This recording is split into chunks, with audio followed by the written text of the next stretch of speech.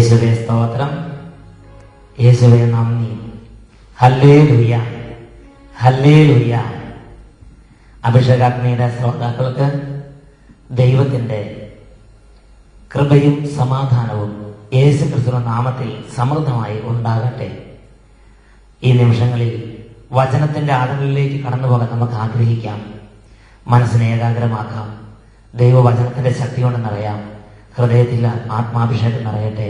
എല്ലാ ദൈവമക്കളും ഈ നിമിഷങ്ങളിൽ പ്രാർത്ഥിക്കുന്നു. സഹനശക്തിയും ക്ഷമശീലവും എന്നിൽ നിറച്ചിടൂ. ലോകശക്തി എതിർക്കുവാൻ കൃപയും നൽകിടൂ. സഹനശക്തിയും ക്ഷമശീലവും എന്നിൽ നിറച്ചിടൂ. ലോകശക്തിയെ എതിർക്കുവാൻ കൃപയും നൽകിടൂ. വചനശക്തിയാൽ എന്നെ നിറയ്ക്കും, ആത്മശക്തിയാൽ എന്നെ നിറയ്ക്കും. ദൈവഭക്തിയിൽ എന്നെ വളർത്തും പരിശുദ്ധാത്മാവേ. വചനശക്തിയാൽ എന്നെ നിറയ്ക്കും, ആത്മശക്തിയാൽ എന്നെ നിറയ്ക്കും. ദൈവഭക്തിയിൽ എന്നെ വളർത്തും പരിശുദ്ധാത്മാവേ. പരിശുദ്ധാത്മാവേ, ഓ പ്രിയ പരിശുദ്ധാത്മാവേ, നിന്ദാസരിൽ വന്നു വസിക്കും പരിശുദ്ധാത്മാവേ. പരിശുദ്ധാത്മാവേ, ഓ പ്രിയ പരിശുദ്ധാത്മാവേ, നിന്ദാസരിൽ വന്നു വസിക്കും പരിശുദ്ധാത്മാവേ. പരിശുദ്ധാത്മാവേ, ഈ നിമിഷങ്ങളിൽ ഞങ്ങളുടെ മേൽ അത്ഭുതകരമായി വന്ന് ആവസിക്കണമേ. ദൈവരാജ്യ ദൂതുകൾ ഹൃദയപൂർവ്വം ശ്രവിക്കാൻ ഞങ്ങളെ അനുഗ്രഹിക്കണമേ. തടസ്സങ്ങളെല്ലാം അങ്ങയുടെ അത്ഭുത നാമത്താൽ ഇപ്പോൾ വിട്ടുപോകട്ടെ. യേശുവേ സ്തോത്രം, യേശുവേ നന്ദി. യേശുവേ സ്തോത്രം, യേശുവേ നന്ദി. Price the Lord, price the Lord, hallelujah. ഇന്ന് നമ്മൾ ശ്രവിക്കുന്നത് ബാറൂക്ക് പ്രവാചകന്റെ പുസ്തകത്തിൽ 3-ാം അധ്യായം 34-ാം വാക്യം. നക്ഷത്രങ്ങൾ തങ്ങളുടെ യാമങ്ങളിൽ പ്രകാശിക്കുകയും ആഹ്ലാദിക്കുകയും ചെയ്തു. അവിടുന്ന് അവയെ വിളിച്ചു, ഇതാ ഞങ്ങൾ എന്ന് അവ പറഞ്ഞു. തങ്ങളെ സൃഷ്ടിച്ചവന് വേണ്ടി അവ സന്തോഷപൂർവം മിന്നിത്തിളങ്ങി. Praise the Lord, hallelujah. തങ്ങളെ സൃഷ്ടിച്ചവന് വേണ്ടി അവ സന്തോഷപൂർവം മിന്നിത്തിളങ്ങി. ദൈവം ഈ ഭൂമിയിൽ നക്ഷത്രജാലങ്ങളെ സൃഷ്ടിച്ചു. യാമങ്ങളിൽ ദൈവം അവയെ വിളിച്ചു. അവ സന്തോഷത്തോടെ പറഞ്ഞു, ഇതാ ഞങ്ങൾ എന്ന് സന്തോഷത്തോടെ അവ പറഞ്ഞു. തങ്ങളെ സൃഷ്ടിച്ചവന് വേണ്ടി അവ രാത്രിയുടെ യാമങ്ങളിൽ മിന്നി തിളങ്ങി. പ്രിയപ്പെട്ട ദൈവമക്കളെ, ഈ സൃഷ്ടപ്രപഞ്ചത്തിലുള്ള എല്ലാ ചരാചരങ്ങളും സൃഷ്ടിച്ചവന് വേണ്ടി തങ്ങളുടെ അസ്തിത്വത്തിന്റെ കാലഘട്ടം മുഴുവനും സൃഷ്ടിച്ചവന് വേണ്ടി അവിടുത്തെ മഹത്വത്തിന് വേണ്ടി നിലകൊള്ളുകയാണ്. എന്നാൽ ദൈവത്തിന്റെ സ്വന്തം മക്കളായ, ദൈവത്തിന്റെ പൊന്നോമനങ്ങളായ നമ്മുടെ ജീവിതത്തിൽ ദൈവം നമ്മളെ ഏൽപ്പിച്ചിട്ടുള്ള ദൗത്യത്തെ കുറിച്ച് നാം ചിന്തിക്കുന്നുണ്ടോ? ദൈവം നമ്മളെ വിളിച്ചിട്ടുണ്ട്.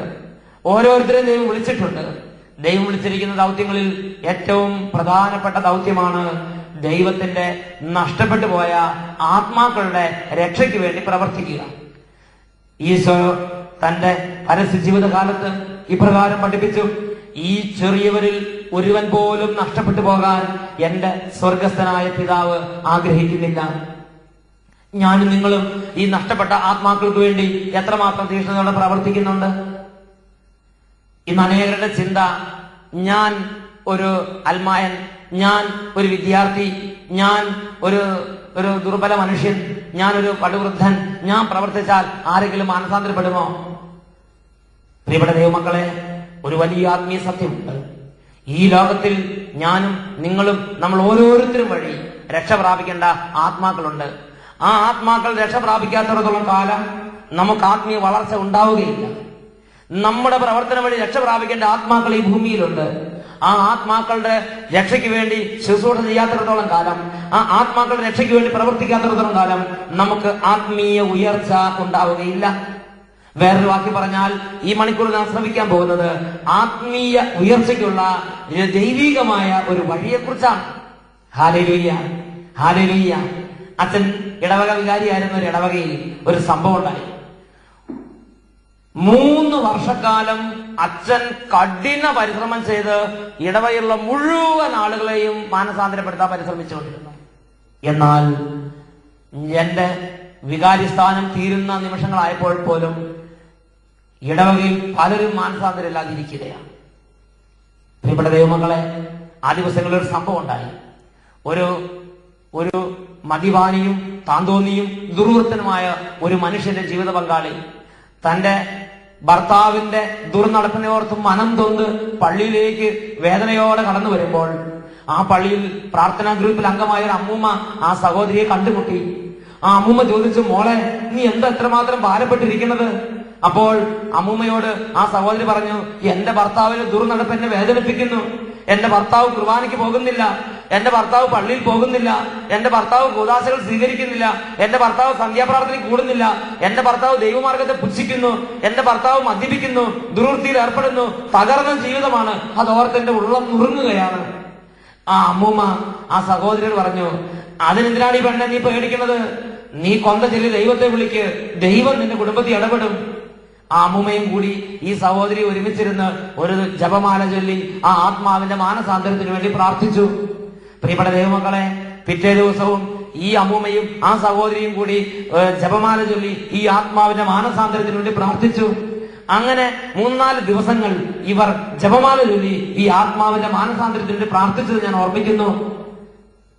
ഈ 2 പേര്, ഈ പ്രാർത്ഥനാ ഗ്രൂപ്പുള്ള അമ്മൂമ്മയും ഈ ദുർവൃത്തനായ സഹോദരന്റെ ഭാര്യയും മനം നൊന്ത് ദൈവത്തോട് ജപമാല ചൊല്ലി പ്രാർത്ഥിച്ചപ്പോൾ ഈ ദുർവൃത്തനായ മനുഷ്യന്റെ ജീവിതത്തിൽ ദൈവത്തിന്റെ ആത്മാവ് ഇടപെട്ടു.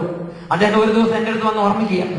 അദ്ദേഹം പറഞ്ഞു, അച്ഛാ, ഇതുവരെയുള്ള ജീവിതം മുഴുവനും നഷ്ടപ്പെട്ടു. ഇനി തൊട്ട് എനിക്ക് ആദ്യം പോലും ഒന്നും കൂടെ ജീവിക്കണം. എനിക്ക് നല്ലൊരു ധ്യാനം കൂടണം. എന്റെ ജീവിതത്തിൽ എനിക്കൊരു വ്യത്യാസം വരുത്തണം.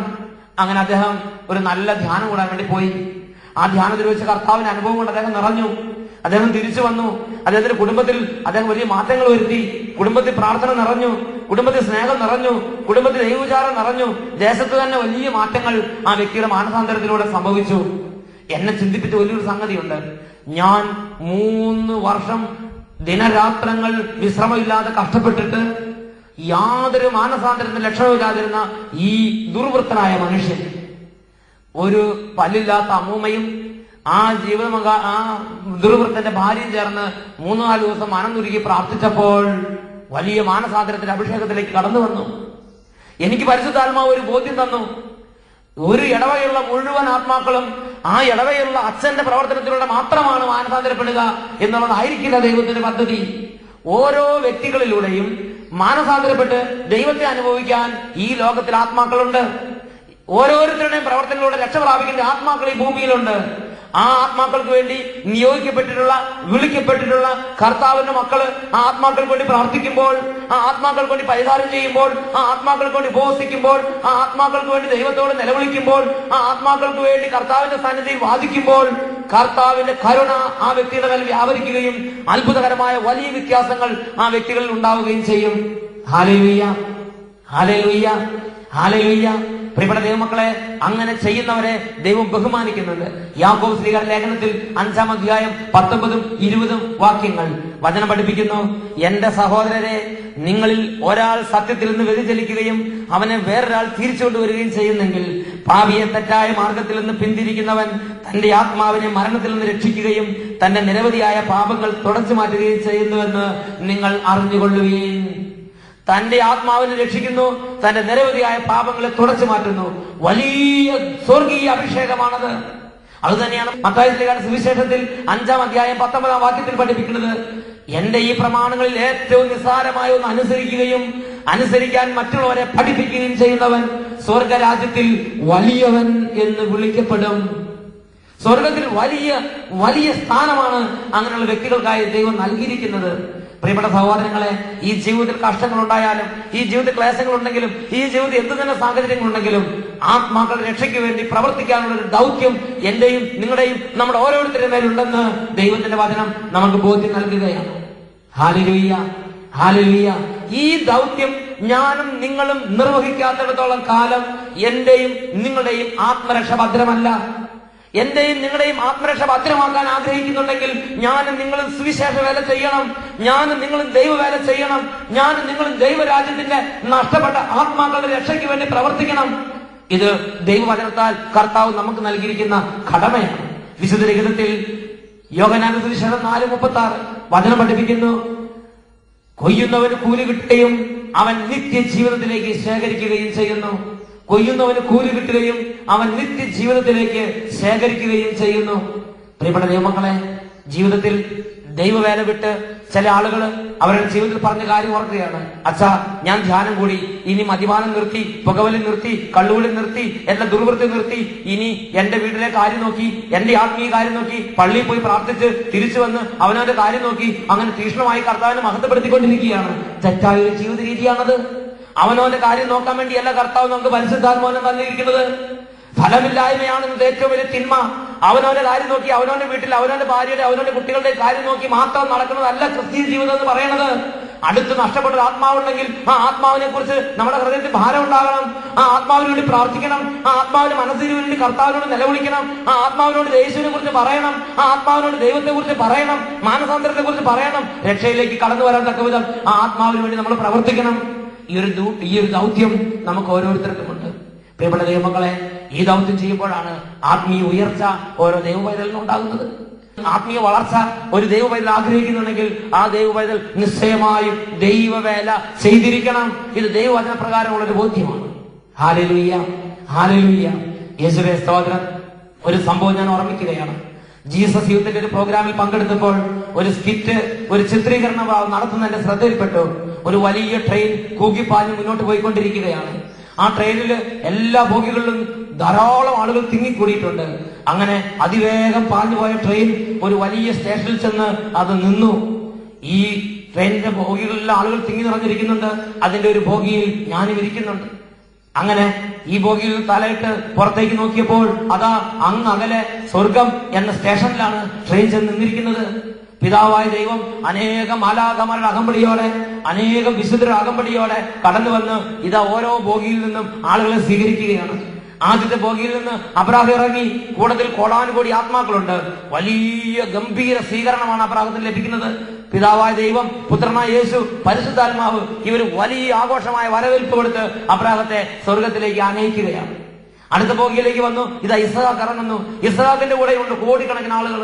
അടുത്ത ബോഗിയിലേക്ക് വന്നു. ഇതാ യാക്കോബ് ഇറങ്ങുന്നു. യാക്കോബിന്റെ കൂടെയുണ്ട് കോടിക്കണക്കിന് ആളുകൾ. ഇങ്ങനെ ഓരോ ബോഗിയിൽ നിന്നും ദൈവമക്കളെ സ്വീകരിച്ച് ജീവന്റെ കിരീടം വെച്ച് സ്വർഗത്തിലേക്ക് കൊണ്ടുപോയിക്കൊണ്ടിരിക്കുകയാണ്. അങ്ങനെ ഇതാ ബോഗി നീങ്ങി ഇതാ ഒരു ബോഗിയിൽ നിന്ന് ഡോൺ ബോസ്കോ ഇറങ്ങുന്നു. അനേക ആത്മാക്കള് ഡോൺ ബോസ്കോയുടെ കൂടെയുണ്ട് സ്വർഗത്തിലേക്ക്. അതാ ഒരു ബോഗിയിൽ നിന്ന് മദർ തെരേസ ഇറങ്ങുന്നു. അനേക ആത്മാക്കള് മദർ തെരേസ കൂടെയുണ്ട് സ്വർഗത്തിലേക്ക്. ഇവർക്കെല്ലാം ഗംഭീരമായ വരവേൽപ്പാണ് പിതാവായ ദൈവം നൽകുന്നത്. പ്രിയപ്പെട്ട സഹോദരങ്ങളെ, അപ്പോൾ ഏറ്റവും പുറകിലെ ബോഗിയിൽ ഒറ്റയ്ക്കിരിക്കുന്ന അദ്ദേഹം ചിന്തിച്ച്, എനിക്ക് വലിയ സ്വീകരണമായിരിക്കും ലഭിക്കുക, കാരണം ഞാൻ ഒറ്റയ്ക്കാണ് ഇരിക്കുന്നത്, ആരും എന്റെ കൂടെയില്ല. എന്നാൽ മറ്റുള്ളവരെല്ലാം സ്വീകരിച്ച് സ്വർഗത്തിലേക്ക് അവർ കൊണ്ടുപോകപ്പെടുകയും സ്വർഗത്തിന്റെ വാതിൽ അടയുകയും ചെയ്തു. ട്രെയിൻ വീണ്ടും മുന്നോട്ട് നീങ്ങി. വലിയ ഭീകരമായ ശബ്ദങ്ങളെല്ലാം കേൾക്കാൻ തുടങ്ങി. ട്രെയിൻ മറ്റൊരു സ്റ്റേഷനിൽ ചെന്ന് നിന്നു. തലയിട്ട് പുറത്തേക്ക് നോക്കി. അപ്പോഴേക്ക് വലിയ അട്ടഹാസത്തോടെ നരകത്തിന്റെ എല്ലാ തരത്തിലും രൗദ്രഭാവങ്ങളോടെ നാരകീയ ശക്തികൾ കൂട്ടത്തോടെ പാഞ്ഞെടുത്ത് ട്രെയിനിന്റെ വാതിലുകളെ ചവിട്ടിപ്പൊളിച്ച് അദ്ദേഹത്തെ വലിച്ച് താഴെയിട്ട് നാരകീയ പിടകളിലേക്ക് അദ്ദേഹത്തെ കൊണ്ടുപോയി. അപ്പൊ അദ്ദേഹം ചിന്തിച്ച്, ഞാൻ പാവപേക്ഷിച്ച് തിന്മപേക്ഷിച്ച് ഞാൻ എന്റെ കാര്യം നോക്കി ജീവിക്കുകയായിരുന്നല്ലോ, ഞാൻ ആർക്കൊരു ഉപദ്രവം ചെയ്തിട്ടില്ലല്ലോ. പ്രിയപ്പെട്ട ദൈവമക്കളെ, ഞാൻ ആർക്കൊരു ഉപദ്രവം ചെയ്തില്ലെങ്കിലും ഞാൻ വഴി രക്ഷ പ്രാപിക്കേണ്ട ആത്മാക്കൾ ഈ ലോകത്തിൽ എന്റെ സുവിശേഷ പ്രവർത്തനം രക്ഷ പ്രാപിക്കുന്നില്ലെങ്കിൽ ദൈവത്തിന്റെ വചനം പഠിപ്പിക്കുകയാണ്, ആ ആത്മാക്കളുടെ രക്തത്തിന്റെ കണക്ക് ഞാൻ നിന്നോട് ചോദിക്കും. എസെക്കിയേലിന്റെ പുസ്തകത്തിൽ 33-ാം അധ്യായം 1 മുതലുള്ള വാക്യങ്ങൾ. ഈ നിമിഷങ്ങളിൽ നമുക്ക് പ്രാർത്ഥിക്കാം. കർത്താവെ, ദൈവവേലയെക്കുറിച്ച് ഗൗരവത്തിൽ ബോധ്യപ്പെടാൻ ഞങ്ങൾ അനുഗ്രഹിക്കണമേ. ഒരു വിദ്യാർത്ഥി എന്ന നിലയിൽ, ഒരു യുവാവ് എന്ന നിലയിൽ, ഒരു കുടുംബനാഥൻ എന്ന നിലയിൽ, ഒരു കുടുംബനാഥ എന്ന നിലയിൽ, ഒരു വിശ്വാസി എന്ന നിലയിൽ, കർത്താവിനെ അറിയുന്ന ഒരു ദൈവപൈതൽ എന്ന നിലയിൽ, കർത്താവെ, നഷ്ടപ്പെട്ടുപോയ ആത്മാക്കൾക്ക് വേണ്ടി വേല ചെയ്യാൻ, ദൈവവേല ചെയ്യാനുള്ള വലിയ അഭിഷേകം ഞങ്ങളുടെ കുടുംബത്തിന് നൽകണമേ. ഞാനും എന്റെ കുടുംബവും യഹോവയെ സേവിക്കുമെന്ന് പറഞ്ഞ ഞങ്ങളുടെ പൂർവികരോട് ചേർന്ന്, ജോഷുവ പ്രവാചകനോട് ചേർന്ന്, ജോഷുവയോട് ചേർന്ന്, ഞാനും എന്റെ കുടുംബം യഹോവയെ സേവിക്കുന്നു പറയാൻ തക്ക വിധം വലിയ അഭിഷേകം എന്റെ കുടുംബത്തിന് മേൽ വ്യാപരിക്കട്ടെ, എന്റെ മേൽ വ്യാപരിക്കട്ടെ. Hallelujah, hallelujah. തളർന്നവരെല്ലാം ശക്തി പ്രാപിക്കട്ടെ, അത്ഭുതകരമായ ശക്തിയോടെ നിറയട്ടെ, മാനസികമായ ദൗർബല്യങ്ങളെല്ലാം വിട്ടുപോകട്ടെ, ദൈവവേലയെക്കുറിച്ചുള്ള നാണമെല്ലാം മാറട്ടെ, ദൈവവേലയെക്കുറിച്ച് അപകടങ്ങളെല്ലാം വിട്ടുപോകട്ടെ, എല്ലാ തിന്മകളെയും കെട്ടുകൾ അഴിക്കുന്നു, ദൈവവേലക്കുള്ള തടസ്സങ്ങളെല്ലാം വിട്ടുപോകട്ടെ എന്ന് പ്രാർത്ഥിക്കുന്നു. യേശുവേ സ്തോത്രം, സ്തോത്രം, സ്തോത്രം. യേശുവേ സ്തോത്രം, സ്തോത്രം, സ്തോത്രം. ഹല്ലേലൂയ. എന്റെ ജീവിതം മേലിലങ്ങുതൽ പാദസേവയ്ക്കു മാത്രമായി ഏകിടുന്ന നിശ്വാസമങ്ങൾ ജീവിതത്തിൽ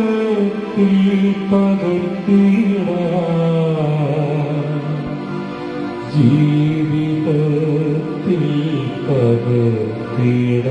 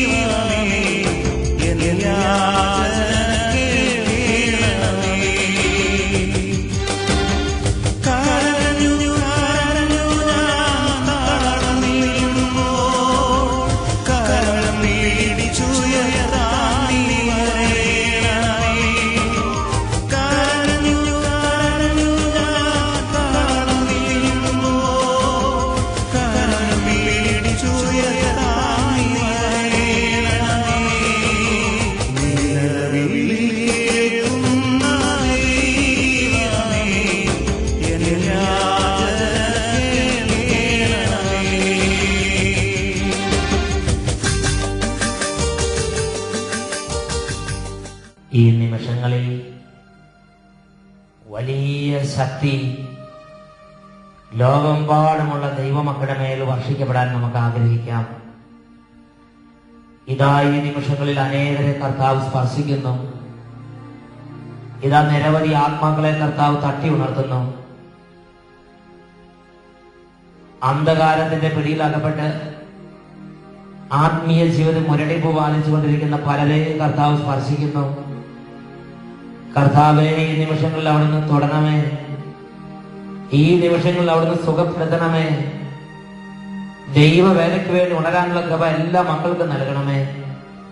ദൈവവേലയ്ക്ക് വേണ്ടി സമയം കൊടുക്കണം, ദൈവവേലയ്ക്ക് വേണ്ടി ഇറങ്ങി പുറപ്പെടണം, ദൈവവേലയ്ക്ക് വേണ്ടി കഷ്ടപ്പാടുകൾ സഹിക്കണം, ദൈവവേലയ്ക്ക് വേണ്ടി പണം മുടക്കണം, ദൈവവേലയ്ക്ക് വേണ്ടി ത്യാഗങ്ങൾ സഹിക്കണം, ദൈവവേലയ്ക്ക് വേണ്ടി ഉപവസിക്കണം. ഈ ബോധ്യങ്ങളെല്ലാം ഹൃദയങ്ങളിലേക്ക് പകർന്നു നൽകണമേ കർത്താവേ.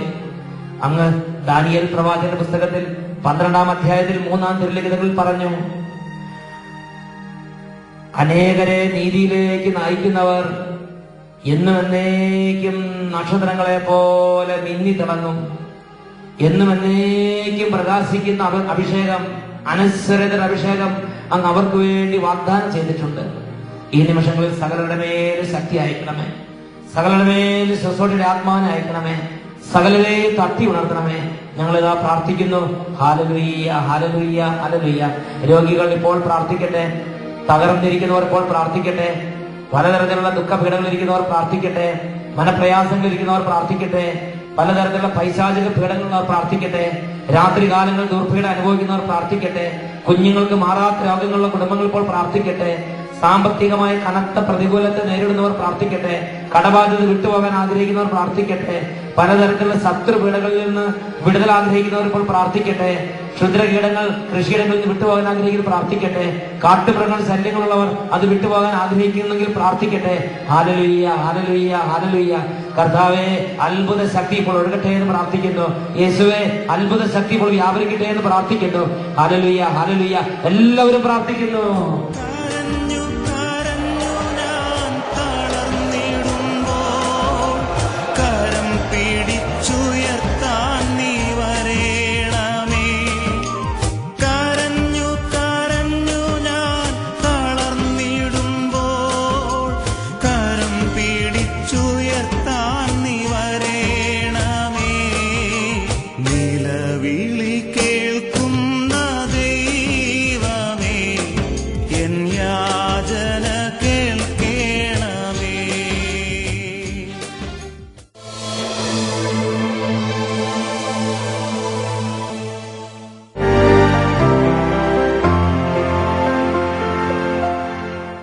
Price the Lord. എൻ്റെ പേര് ജോസ്. എൻ്റെ സ്വദേശം പത്തനംതിട്ട. 15 വർഷം മുമ്പ് ഒരു ബൈക്ക് ആക്സിഡൻറ്റിൽ എൻ്റെ നടുവിന് കാര്യമായ ക്ഷതം സംഭവിച്ചു. ആയുർവേദ അലോപ്പതി ചികിത്സകളൊക്കെ നടത്തി പലപ്പോഴും കുറവ് സംഭവിച്ചുവെങ്കിലും വീണ്ടും വളരെ ശക്തമായ വേദന അനുഭവപ്പെട്ടു. സിഹ്യോൻ ധ്യാനകേന്ദ്രത്തിൽ വെച്ച് ബഹുമാനപ്പെട്ട സേവർക്കാൻ വട്ടായലച്ചൻ്റെ നേതൃത്വത്തിൽ നടന്ന ധ്യാനത്തിൽ എനിക്ക് പൂർണ്ണമായ സൗഖ്യം ലഭിച്ചു. യേശുവെ നന്ദി, യേശുവെ സ്തോത്രം. Price the Lord. ഈ സഹോദരന് 15 വർഷങ്ങൾക്ക് മുമ്പ് ഒരു ബൈക്ക് ആക്സിഡന്റ് ഉണ്ടായി. അതേ തുടർന്ന് നട്ടെല്ലിന് ക്ഷതം സംഭവിച്ചു. എന്നാൽ സെഹിയോൻ ധ്യാനകേന്ദ്രത്തിൽ വന്ന് വളർച്ചാ ധ്യാനത്തിൽ സംബന്ധിച്ചതിന്റെ ഫലമായി കർത്താവ് ആ രോഗം പൂർണ്ണമായും തൊട്ട് സുഖപ്പെടുത്തി. അനുഗ്രഹിച്ച കർത്താവിന് കരമടിച്ച് നമുക്ക് നന്ദി പറയാം. Hallelujah, hallelujah. Price the Lord.